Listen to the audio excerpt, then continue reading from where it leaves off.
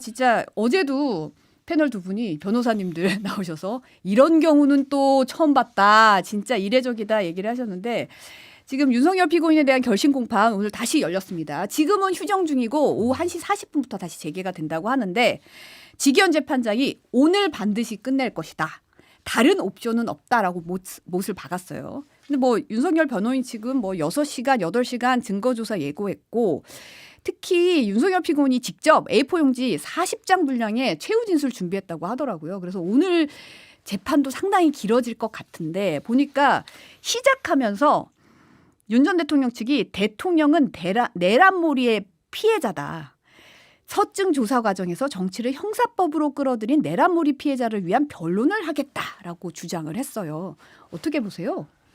일단은 뭐 오늘 내로는 끝내겠다고 했으니까 끝내야 돼요. 그리고 아시다시피 이제 지금 부장 판사 인사가 2월 말에 있기 때문에 보통 한 2월 중순까지는 선고를 마치거든요. 네. 그리고 보통 결심을 하면 한 달 정도는 시간이 필요합니다. 왜냐하면 기록을 봐야 되고 기록을 정리해야 되니까요. 그러니까 오늘 안 되면 사실 이게 넘어갈 수 있어요. 다음 재판부로 넘어갈 수 있기 때문에 오늘 무조건 해야 되는데 오늘 내로 끝낼지 아니면 뭐 내일 아침까지 12시 넘어갈지는 모르겠는데 그래도 빨리 하겠다는 의지는 있는 것 같아요. 보통은 오후 재판은 2시쯤에 하거든요. 1시 40분 댕긴 거 보면 좀 빨리 하겠다는 의지는 있는 것 같은데 그러니까 줄일 수 있는 방법은 있어요. 예를 들어서 증거조사 같은 경우에는 우리가 이게 뭐 법 얘기해서 죄송합니다만 아직도 이제 서류 재판이 많아요. 근데 원래 서류는 공판 중심주의 되면서 다 있게 돼 있어요. 만약에 그냥 이거 요지로 합시다. 그냥 서류 제시하고 이대로 하면 되죠.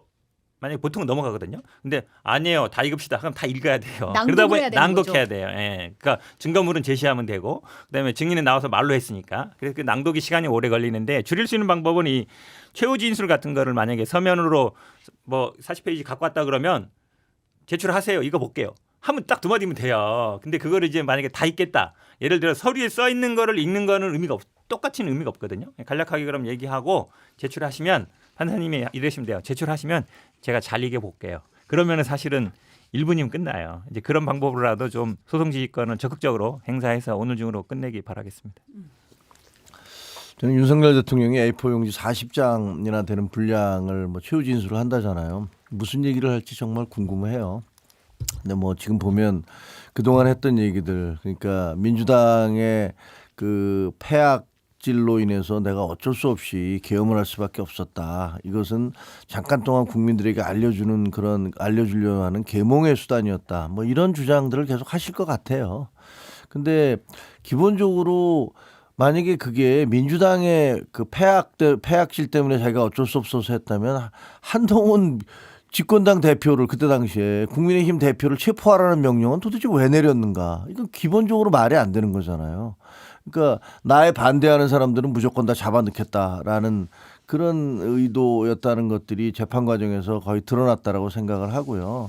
그다음에 이것을 통해서 국민들에게 무슨 계몽을 하겠다는 거는 국민들 무슨 개돼지도 아니고 그런 수단을 써서 국민들을 계몽을 한다는 거는 전 정말 그 전 세계 역사에서 이런 경우가 있나라는 생각이 들더라고요. 대통령은 언제든지 그 국민들 앞에 그 설명할 수 있는 기회가 주어지는 자리잖아요. 본인이 아무 때나 기자회견을 하실 수도 있고 아무 때나 기자들 그 전 국민을 위한 담화를 얘기할 수도 있고 모든 걸 다 하실 수 있고 국회에서도 얘기할 수 있어요. 근데 국회 개원식 날도 안 오셨잖아요. 그러니까 본인이 지금 할 수 있는 것들 정상적이고 합법적인 수단으로 국민과 접촉하고 국민들을 설득할 수 있는 모든 수단을 모두 스스로 봉쇄하거나 그 파기해버리고 포기해버리고 그다음에 군사적인 방법을 동원해서 사람들에게 계몽을 하겠다? 저는 뭐 어떤 경우도 그게 이해가 되지 않을 것이다. 그렇게 생각을 합니다. 판사의 소송 지휘라는 게 중요한데요. 사실은 예를 들어 최후 진술을 뭐 5분 내에 해주세요. 10분 내에 해주세요. 증거조사도 뭐 낭독 좋습니다만 예를 들어서 서류 이 부분에 대해서 뭐 2시간 내에 해주세요. 그런 거 충분히 가능합니다. 안 그러면은 재판이 뭐 지금 필리버스터도 아니고 한없이 늦어질 수 있거든요. 그러니까 시간 제한을 엄격하게 둬서 하시라. 그러니까 증거를 뭐 다 낭독하겠다고 한 게 아니라 그럼 요지만 하시고 그럼 어쨌든 뭐 만약에 서류가 많을 거 아닙니까? 그럼 이제 단계를 나눠서 요거는 1시간 내에 하시고 요거는 1시간 내에 하시고 이렇게 지정을 할 수 있어요. 그거는 필요합니다. 그리고 그렇게 해야만이 재판이 진행되지 그냥 뭐 마음대로 그냥 계속 하세요 이럴 수는 없거든요. 그리고 일반인들은 그렇게 합니다. 일반인들 재판할 때는 증거 조사는이라든지 아니면 최후 진술에 대해서 시간 제한을 두거든요. 물론 어느 정도 뭐 할 얘기는 할 수 있으면 하라고 그러지만 그래도 무작정 다 인정해서는 제가 보기에 재판이 오늘 중으로도 안 끝날 수 있기 때문에 소송 지휘권을 적절하게 행사해 주길 바라겠습니다. 사실은 요는 재판부가 할 수 있다는 거잖아요. 그렇죠. 소송 지휘를 통해서 그렇죠. 얼마든지 적극적으로 이제 좀 개입할 수 있는 부분이 있는 건데 이례적으로 직위원 재판부에서는 뭐 구속도 뭐 시간으로 계산하고 뭐 이런 이례적인 일들이 너무 많이 벌어지니까 이제는 좀 우리가 좀 가자, 이제 좀 앞으로 가자 이런 얘기가 나오는 것 같고 채원님은 백날 개변을 늘어놓으면 죄가 없어지냐. 그만 미련을 버리고 차라리 그 시간에 반성하고 국민들께 사과하는 게 맞지 않나 이런 얘기도 하시는데 사실은 이제 오늘의 메인은 우리가 벌써 금요일 날 다 얘기를 하긴 했지만 나올 줄 알고 특검이 얼마나 구형을 할까. 이게 사실은 뭐 사형이냐 무기징역이냐 요거잖아요. 사실은 이렇게 보면 오늘 저녁 지금 뭐 휴정까지 다 포함하면 한 6, 7시 정도에는 구형이 나올 거라고 지금 전망이 되던데 어떻게 보세요? 구형은 어떻게 예상하세요? 저는 아마 사형 무기징역 중에 무기징역 선택 가능성이 높다고 봐요. 왜냐하면 이게 뭐 5.18 전두환하고 많이 비교를 하는데요. 그러니까 사실은 그쪽에서 주장하는 것도 뭐 사람이 죽지 않았다, 다치지 않았다. 그러니까 전두환 같은 경우에는 이제 내란 목적 살인이 있었거든요. 그리고 수백 명이 돌아가셨고 이제 그 부분이 그래도 좀 고민할 것 같아요. 이게 아마 형사처벌이라는 게 기본적으로 약간 응보의 성격이 있어요. 사람을 죽였거나 뭐 이랬으면 당신도 그것만 마땅한 처벌을 받아야 돼. 이게 기본적으로 약간 깔려 있거든요. 물론 아직 완벽한 응보는 아니지만, 그러니까 예전에 우리 눈에는 눈, 이에는 이라는 게 반드시 어떤 법은 아니지만 기본적으로 그런 약간 바탕이 있거든요. 그러면 아마 특검에서 그걸 고민 많이 할 것 같아요. 국민정서상으로나 아니면 총 들고 갔으니까 사형해야 되는 거 아니냐 수 있는데 그렇다고 해서 사람에 대한 어떤 무고한 희생 같은 게 별로 없었는데 해야 되느냐 고민할 것 같은데 저는 개인적으로는 약간 무기징역 구형 쪽에 가깝다고 봐요. 저도 그럴 가능성이 크다고 봐요. 그러니까 두 가지. 그러니까 만약에 사형을 구형합니다라고 하면 그랬을 경우 아마 이제 민주당 지지자분들은 상당히 환영을 할 것이고 그리고 예를 들면 또 윤호개인 외치는 사람들은 뭐 거의 뭐 멘붕 상태에서 그분들이 어떤 식으로 행동을 할지는 잘 모르겠어요. 그런 그 두 가지 사안을 놓고서 상당히 특검은 고심을 했을 거예요. 그리고 그거 외에도 지금 무기징역이나 사형이나 사실은 별 차이가 없어요. 왜냐하면 사형 집행 안 하는 국가잖아요, 우리가.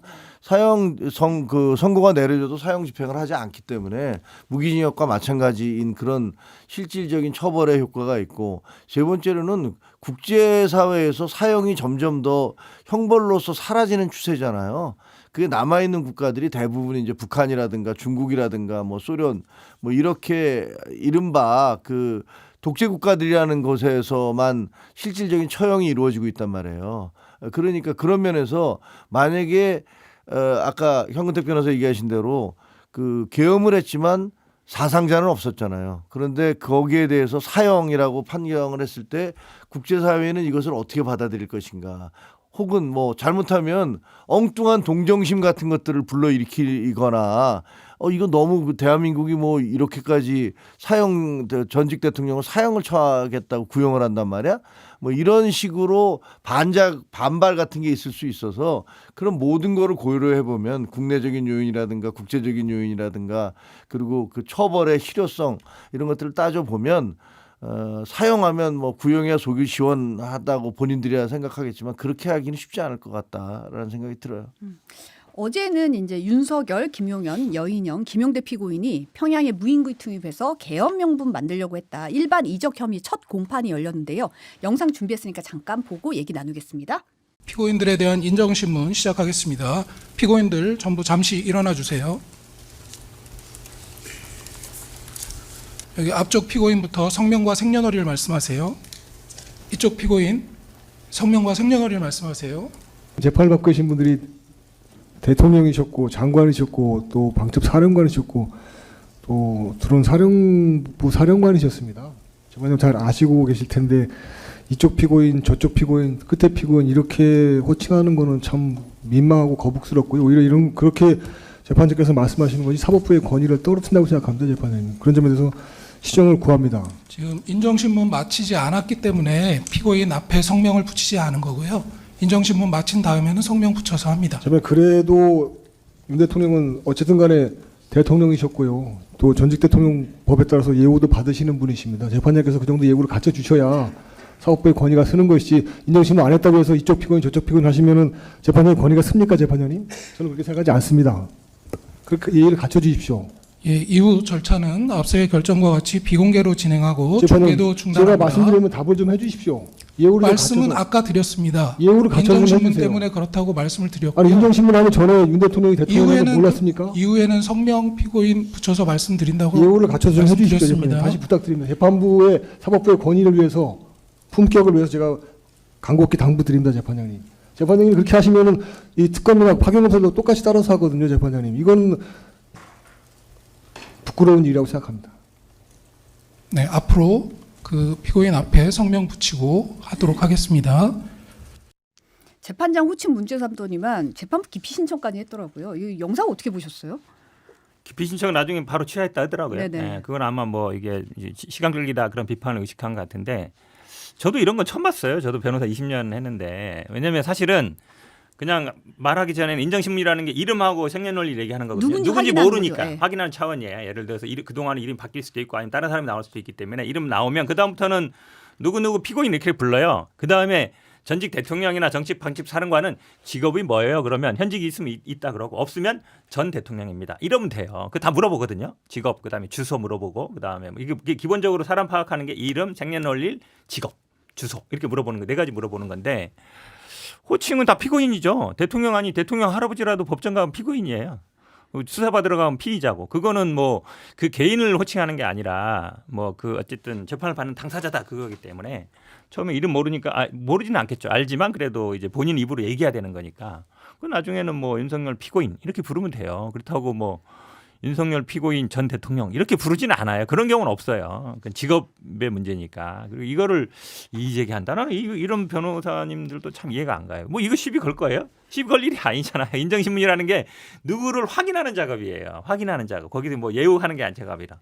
그래도 이름, 생년월일, 주소, 직업, 현 직업, 전 직업 얘기하면 그 사람이 누군지 알 수 있잖아요. 그런 과정, 확인하는 과정인데 거기서 왜 호칭 문제를 따질까 참 이해하기 어려워요. 저는 게다가 더 이해가 안 되는 게 이게 누군지 아는데 왜 이쪽 피고인이라고 했냐 이게 요잖아요. 네. 근데 사실은 뭐 그러면은 이걸 안 한다고 해서 사법부의 권위가 자꾸 추락하는 것처럼 얘기하는 것도 좀 원래 8명이면 이래거예요. 1피고인, 2피고인, 3피고인, 4피고인 순서대로 앉으세요 이러거든요. 1피고인 얘기해 보세요. 2피고인 이렇게 얘기하거든요. 왜냐하면 그때까지 이름이 안 나왔으니까. 그럼 이름 나오면 이름 부르면 되는 거라서 이거 가지고 이게 뭐 제가 보기에는 참 이해할 수 없는 일이에요.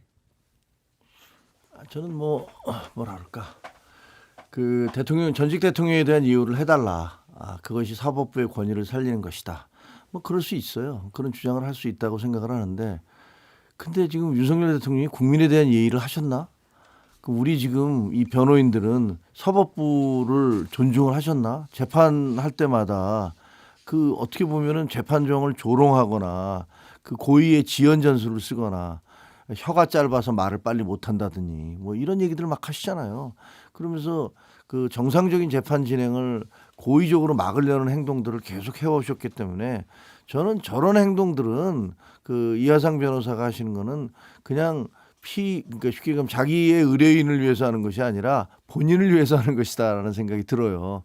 본인이 누군가에게 내가 이렇게 하고 있어. 내가 윤석열 전 대통령을 위해서 이런 것까지 하고 있어. 라는 것들을 보여주고 그것을 찍어서 또 이제 유튜브 같은데 공개하고 그럼으로써 많은 지지, 성원, 성금 이런 것들을 받는 하나의 수단으로 활용하기 위한 게 아닌가라는 그런 의구심이 들어요. 그래서 뭐 대통령이 됐든 누가 됐든 간에 무슨 뭐 이름을 붙이고 안 붙이고 그게 무슨 크게 문제가 된다. 뭐 그 예의를 갖춰서 붙여주면 좋겠지만 그러나 안 붙였다고 그래서 그걸로 지금 저 재판 과정 자체를 뭐 저런 식으로 공방의 장으로 만드는 것들이 맞나라는 생각은 듭니다. 지금 이상민 전 장관에게는 어제 징역 15년이 구형이 됐어요. 근데 결심 공판에서도 이 전 장관이 대통령을 만류하러 집무실에 들어왔어요. 그 이렇게 메인으로 슬쩍 본 거 그거 맞다. 나 문건 받은 적 없다. 지시한 적 없다. 그냥 문건이 있길래 뭐 지시 받았냐 확인하려고 했다는 주장을 고수했어요. 주장도 고수했고 또 CCTV에 그 정장 안주머니에서 문건 꺼낸 장면 잡혔잖아요. 이 문건도 일정표였다. 이렇게 계속 그 주장에서 한시 이렇게 굽히질 않았거든요. 그러면서도 이제 울컥해서 약간 최후 진술에서 울컥하는 모습도 보였고 참 이게 사실은 그 문건을 보고 웃으면서 얘기를 나누는데 그게 김장 행사 일정표라는 말을 누가 믿겠습니까? 이런데도 그 입장을 그대로 고수하고 있거든요. 그 상황을 보면 알잖아요. 그때 당시에 그러면은 내일 어디 가지? 뭐 이렇게 얘기해서 우리 내일 무슨 일이 있어요? 그런 얘기가 하는 얘기가 아니잖아요. 기본적으로. 그리고 일정을 뭐 아직도 종이에 적고 다니는지 모르겠는데 요즘은 종이에 적고 다니는 사람 잘 없죠. 핸드폰 칼렌더를 많이 쓰는데. 근데 문제는 그거죠. 결과가 경찰이 그러면 어쨌든 행안부 산하에는 경찰이 움직였잖아요. 뭐 본인은 뭐 경찰에 대해서 관여 안 했다 할지는 모르겠지만 그래도 경찰이 실제로 서울경찰청이라든지 뭐 저 선관위에도 출동하고 했잖아요. 국회도 나왔고. 그럼 행안부 장관이 경찰에 대한 어쨌든 관할이 있는데 관할권이 있는데 그냥 가만히 뭐 김장 행사 갔다 가려고 했었는데 그냥 출동한 거예요? 그 설명이 안 되잖아요. 납득이. 그러니까 그 부분에 대해서는 사실은 이해하기 어렵죠. 네, 아니 뭐 저도 그렇게 생각을 해요. 그 뭐 지금까지 우리가 일단 소방청장의 증언이 있잖아요. 네. 그 소방청장이 고의적으로 이상민 자기 상관이었던 이상민 전 행안부 장관을 이 어마어마한 범죄 혐의에 연루시키기 위해서 거짓말을 했다라는 생각은 들지 않잖아요. 그리고 또 그 사람이 혼자 얘기한 게 아니라 그렇게 전화를 받으면서 옆에 있는 사람하고도 또 얘기를 하고 구체적으로 지시도 내렸고 이런 게 있기 때문에 뭐 이상민 장관의 증언을 사실로 받아들이긴 참 쉽지 않다 이런 생각이 들고요. 저는 개인적으로는 이상민 장관을 개인적인 친분이 있어서 잘 알거든요. 뭐 잘한다고 할 수는 없지만 아는 분인데 굉장히 점잖은 분인데 그 이른바 자기 고등학교 대학교 선배인 그 윤석열 전 대통령과 함께 있음으로 해서 이런 벼락을 맞은 거잖아요. 윤석열 전 대통령 옆에 있다 벼락 맞은 사람이 한두 사람이 아니에요. 어떻게 보면 국무위원들도 대부분 그런 사람들이고 그리고 또 그 군 수뇌부라든가 경찰 수뇌부 이런 분들도 평생에 살아왔던 모든 삶이 윤석열 전 대통령의 잘못된 판단과 결정으로 인해서 어떻게 보면 다 망가져버린 거잖아요. 인생이 망가져버린 거잖아요. 근데 윤석열 전 대통령은 그에 대해서 단 한 번도 사과를 해본 적이 없습니다. 진심으로 제가 잘못했습니다라고 그분들에게 사과해 본 적이 없어요. 그러면서 맨날 애국 청년 얘기만 하고 앉았습니다. 그래서 저는 뭐 이제 재판이 다 끝나가고 있는데 이 모든 책임은 오롯이 가장 큰 책임자는 결국 윤석열 본인이다 이렇게 생각을 합니다. 이상민 장관도 그런 거죠. 지금 뭐 아까 말씀하셨잖아요. 소방청장이 결국은 언론사 우리 MBC 포함해서 단전단수하라고 시켰다는 건데 결국은 이분도 뭐 판사 오래 하셨고 법조인 출신이고 그러면 아니더라도 설령 이게 문제가 있다 그러면 아무리 그 지시를 하더라도 이게 지금 계엄을 할 상황인가? 우리가 지금 보통 아시겠지만 계엄하면 언론사부터 장악하잖아요. 언론사를 우리가 단전단수해서 막아도 되나라고 스스로 판단을 해야 돼요. 그냥 단순히 나는 뭐 대통령이 시키니까 했다. 그걸로 면피가 안 되죠. 그냥 단순한 일이 아니잖아. 이거는 뭐 정말로 어찌 보면 국가의 운명이 좌우되는 정말 중요한 상황이기 때문에 그 자리에서 만약에 그런 얘기가 했다 하더라도 안 됩니다. 어떻게 언론사 단전단수 이게 언론의 자유가 민주주의의 생명이고 꽃과 같은 건데 어떻게 하겠습니까라고 얘기해야 되는 거예요. 그렇지 않으면은 책임에서 벗어날 수가 없어요. 그렇습니다. 네. 저는 만류를 못했다고 한 것도 그렇지만 지금도 문건이 뻔히 나오고 CCTV 다 잡혀 있는데도 그게 끝까지 일정표라고 우기는 이 상황도 참. 네, 이제 다음 달 12일이면 선고가 나올 테니까 이 주장에 대해서 어떻게 하는지 법원의 판단이 있겠죠. 네. 그다음에 김건희 씨 얘기 좀 해보겠습니다. 네, 오랜만에. 한남동 대통령 관저공사 어떻게 자격도 없는 업체 21g이 수의계약 따냈을까 그동안 계속 의문이었는데 이 부분에 대해서 김호진 전 국토부 차관이 특검에 청와대 이전 TF 팀장이었던 친윤계 핵심이죠. 윤한홍 의원이 김건희 여사가 고른 업체니까 대통령 관저공사 도맡아 할 수 있도록 해라라는 취지로 지시했다는 진술이 이제 드러났어요. 국감에서 김 전 차관이 사실은 김건희 씨가 추천한 사실 없다고 했다가 말을 바꾼 거예요. 결국 특검에서. 특검이 이제 윤 의원을 직권 남용 혐의로 입건해서 국수본에 넘겼는데 이 부분 어떻게 보십니까? 이것도 사실은 이제 밝혀진 거죠. 예전에는 아니 여기가 지금 그런 실적도 별로 없고 면허도 좀 그렇고 그런데 왜 그랬을까라는데 어쨌든 이 국토부 전 차관이 지시를 했다는 거잖아요. 직권남용이라는 건 사실은 특정 업체를 해주는 게 아니라 원래 그냥 입찰을 해서 예를 들어서 자격 보고 그다음에 우리가 심사를 하거든요. PQ 심사를 하고 자격 심사하고 실적 보고 그다음에 금액 보고 이런 거 보고 판단하는데 그렇게 안 했다는 거잖아요. 그러면 사실은 뭐 국감에서 허위로 얘기했으면 이것도 이제 처벌 대상이 될 수 있고요. 그다음에 나중에 형사 지금 직권남용 문제 낼 수 있는 거라 그러니까 이제야 조금 우리가 궁금했던 것들이 실타래가 풀리는 그런 느낌이에요. 결국은 이제 윤한홍 의원이 중간에 끼고 결국은 그렇죠. 픽은 김건희 씨가 했다 이 얘기잖아요. 그렇죠. 한마디로 얘기하면 그러니까 다들 추측은 하고 있었지만 요 실타래가 좀 풀리는 느낌인데 결국은 국수본에서 결국 다 파야 되는 상황이에요. 특검이 마무리를 못했어요. 그러니까요. 어떻게 보면 이제 집무실에 그 관저가 아닌 집무실에 사우나 시설이 있었다. 뭐 이런 얘기도 뭐 여러 가지 얘기가 있었지만 계속 부인했었잖아요. 하지만 결과적으로 보면 그게 사실이었던 것이고. 그다음에 21g이라는데도 이게 뭐 정상적인 절차를 거쳐서 다 그 수주를 한 거다라고 얘기를 했지만 알고 봤더니 그 권력의 그늘 방패가 사라지고 나니까 뭐 진실이 드러나는데 보면 그동안 해왔던 말들이 다 거짓말이었다는 게 확인되고 있는 거고 윤한홍 의원 본인 같은 경우는 이제 막파 최근에는 이제 윤석열 대통령을 막 비판하고 있지 않습니까? 이거 잘못됐다라고 얘기를 하는데 보면 그럼에도 불구하고 이분도 뭐 찐윤 3인방 중에 한 사람이었으니까 뭐 여러 가지 어떤 문제점들에 연루되는 과정인 것 같아요. 그래서 저는 차라리 윤한홍 의원이 그동안에 있었던 얘기들을 그냥 있는 대로 다 밝혀주시면 어떨까 뭐 그런 생각도 합니다.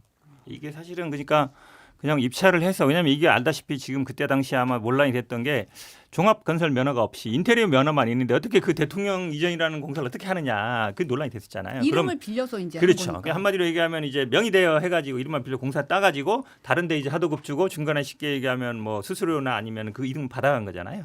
이제 어찌 보면 그냥 준 거죠. 공사 주고 나머지는 실제 공사는 다른 사람이 했겠죠. 전형적으로 이제 수의계약 아니면은 이런 게 쉽게 얘기하면 그래서 우리가 맨날 입찰 얘기하고 공정하고 수의계약 하지 말아라 그러고 가능하면 그 우리 올리는 데 있거든요. 그런데 올려가지고 다 누구든지 경쟁할 수 있게 해라는 건데 전형적으로 이런 사고가 나기 때문에 그런 거예요. 지금 사실 이제 김기현 의원 부부 같은 경우는 특검이 청탁금지법 위반 혐의를 기소를 했는데 특검이 수사 과정에서 김건희 씨 개인 메모장을 확보를 했는데 거기 보면 2023년 국민의힘 전당대회 당대표 후보군 품평이 적혀 있었다는 거예요. 나경원 머리를 너무 높이지 말라. 뭐 그러면서 1번 카리스마, 2번 호감적이어야 한다. 이게 아무래도 이제 누가 좋은가 이렇게 뭐 그런 거겠죠. 권성동, 장제원이 도와준다. 이런 내용도 담겼다는 건데 특검이 이 메모가 결국 김 씨가 당대표 후보를 고른 정황이라고 보고 있더라고요. 우리 그 아마 전당대회는 더 아직 잘하실 것 같은데. 네, 뭐 그때 저는 당협위원장이었기 때문에 사실 뭐 김기현 대표는 그때 뭐 지지율이 4%뭐 이 정도밖에 안 됐어요. 근데 뭐 모두가 윤석열 전 대통령 부부가 김기현 이분을 밀고 있다면 그때 나온 게 김장연대잖아요. 그렇죠. 김기현과 장제원의 연대다. 그리고 이 두 분 부부가 윤석열 전 대통령 부부하고 모여서 식사를 했다. 그 다음에 이제 갑작스럽게 뭐 당 전체가 이 사람을 밀어주는 쪽으로 달려가게 된 거거든요. 그 과정에서 나경원 의원에 대해서 연판장을 돌렸어요. 연판장을 사실 당대표에 출마하고 말고 하는 것들을 그 의원들이 연판장을 돌려서 누구를 출마해라 마라 하는 것들이 한 번도 있어 본 적이 없는 일이었거든요. 그래서 그게 거의 50명 가까운 사람이 연판장을 돌렸는데 그게 그때 당시에도 그런 얘기가 있었어요. 이거 두고두고 너희들에게 주원 글씨가 될 것이다. 어떻게 이런 짓을 하냐. 뭐 그런 얘기들이 있었는데 초선 의원들도 많이 거기 사인을 했죠. 지금 장동혁 대표도 그때 0.5선에 불과했는데 장동혁 대표도 그때 사인을 했어요. 그러니까 이게 어떻게 보면 이게 상당한 당내 정상적인 그 당대표 경선을 용산이 대통령실이 그 개입을 해서 영향을 미친 그 단적인 사례라고 할 수 있죠. 두고두고 이게 문제가 될 거라고 얘기했는데 아니나 다를까 결국은 대통령의 권력이 떨어지고 나니까 이 부분에 대한 지적들이 계속 나오고 있잖아요. 그리고 나중에 김기현 그 부부가 당선이 되고 난 다음에 무슨 뭐 명품 로저 비비엔가 뭐 무슨 명품 백을 또 선물을 했느냐 뭐냐 하는 그런 것들이 공개가 되니까 이 세상에 결국은 시간이 지나면 그 문제점들이 다 공개될 수밖에 없다. 이런 것들이 확인되고 있는 것 같아요. 그때 아시다시피 말씀처럼 당내에서는 뭐 연판장 돌았지만 어쨌든 대통령실에서는 나경원 찍어 누르려고 그랬잖아요. 그때 뭐 저출산 위원장 네. 하면서 뭐 했거든요. 그래서 사실은 근데 이제 개인적으로 이게 저는 이게 무슨 뜻인지 잘 모르겠어요. 머리를 너무 높이지 마라. 이게 쉽게 얘기하면 머리를 뭐 쳐든다 이런 뜻은 아니까네요.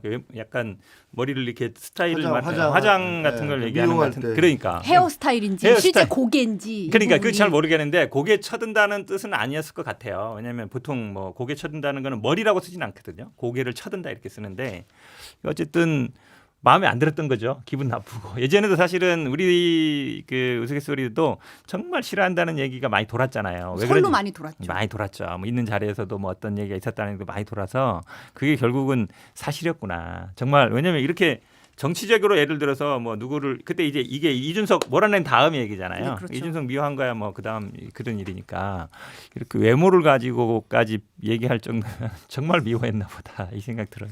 게다가 이제 그 메모 내용 보면 심플하다 정치 바둑판. 권성동 측근으로 붙어 있어야지 생각을 기패해줘야지 뭐 이런 내용도 있었다는 거예요. 근데 어떻게 보면 김건희 씨가 이 정치를 어떻게 보는가가 보여지는 측면이죠. 심플하다 정치 바둑판. 당대표나 나오는 주자들은 쉽게 얘기하면 바둑판에 졸로 본 거 아니에요. 바둑판에 바둑알로 본 거 아니에요. 이렇게 놓으면 된다. 이렇게 보시니까 작전 짜가지고 일단 나경원 주자 안 치고 이준석 몰아내고 그다음에 김기현 말씀처럼 몇 프로 안 되는 사람 띄워서 근데 김장연대 하니까 됐잖아요. 더 중요한 건 그다음에 되고 나서 김기현 대표가 또 가방 사가지고 선물 갖다 드렸잖아요. 이거 완벽한 시대잖아요. 왜냐하면 기본적으로 뭐 한 1, 2, 뭐 2등 정도 하던 사람을 올릴수는 모르겠는데 그게 아니었거든요. 그러면 김장연대 만들어주고 올리고 되니까 또 보답해서 가방 갖다 주고. 그다음에 여기 메모에도 보면은 별로 마음에 안 들어. 이게 바둑판. 벌써 이게 그러니까 이 집권 여당의 당대표를 선출하는 거를 얼마나 우습게 봤으면 이랬을까 하는 일단의 달면이 드러난 것 같아요. 김건희 씨 세상 상당히 심플했던 것 같아요. 김건희 씨는 그 무속인들의 어떤 그런 조언을 받고 남편이 그 좌천당해서 떠나가 있을 때 사표내겠다고 그럴 때 사표내지 마라. 당신 대통령 된다고 한다. 뭐 이런 얘기를 해서 실질적으로 그게 이루어졌을 때부터 세상에 보이는 게 없었던 것 같아요. 이게 모든 게 다 봐라. 내가 내 남편 대통령 만든 사람이야. 그리고 50대 50의 지분을 내가 나눠 가질 수 있는 권리가 있어. 이런 생각을 했던 것 같고 그러다 보니까 당대표 경선이 됐든 공천이 됐든 비례대표나 혹은 지방 이 공천이 됐든 모든 것들을 내가 당신들보다 더 많이 알아. 내가 천기를 알아. 내 뒤에 법사님들이 계셔. 뭐 쉽게 얘기하면 신령님들이 계신다는 거겠죠. 뭐 이런 식의 생각을 했던 것 같아요. 근데 터무니없는 얘기잖아요. 저 청와대 들어가면 하루도 들어가면 안 된다. 그래서 결국은 용산으로 이전했는데 그 운명이 어떻게 됐습니까 지금? 그러니까 말도 안 되는 그런 무속인들이라든가 법사, 무당 뭐 무슨 이런 사람들의 얘기를 들으면서 이 국정을 뭐 자기가 좌지우지하려고 했던 그것이 결국은 나라를 이렇게 처참하게 만들어 놓은 것 같아요. 과거에 그 고종의 그 명성황후라고 얘기하는 민비도 그랬거든요. 그분도 진영군이라는 무속인을 궁궐 안에 두고서 그 무속인의 어떤 지시에 따라서 온갖 짓을 다 했어요.